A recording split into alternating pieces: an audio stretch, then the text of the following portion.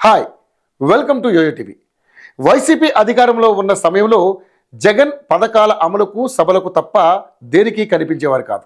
కానీ ఎప్పుడైతే ప్రతిపక్షం కూడా దక్కలేదో అప్పటి నుంచి ఎక్కడ చూసినా జగన్ హైలైట్ అవుతున్నారు. అయితే ఇది కూడా కేసులపైనే.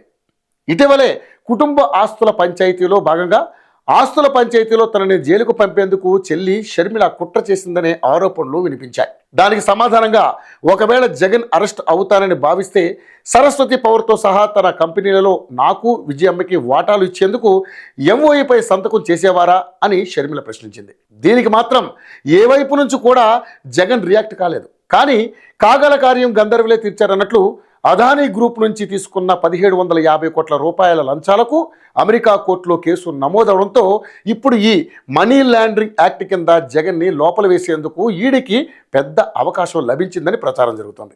ఇదే నిజమైతే దాదాపు పుష్కర కాలంగా అక్రమాస్తుల కేసులో జగన్ని టచ్ చేయలేకపోతున్న ఈడీ ఇప్పుడు ఈ కేసును విడిచిపెడుతుందని అనుకోలేం. ఇప్పుడు ఎన్డీఏలో ఏపీ సీఎం చంద్రబాబు నాయుడు కీలకంగా ఉన్నారు కూడా కనుక ఆయన కేంద్రాన్ని కదిలించగలిగితే ఈ మనీ లాండరింగ్ కేసులో జగన్ జైలుకు వెళ్ళక తప్పకపోవచ్చు.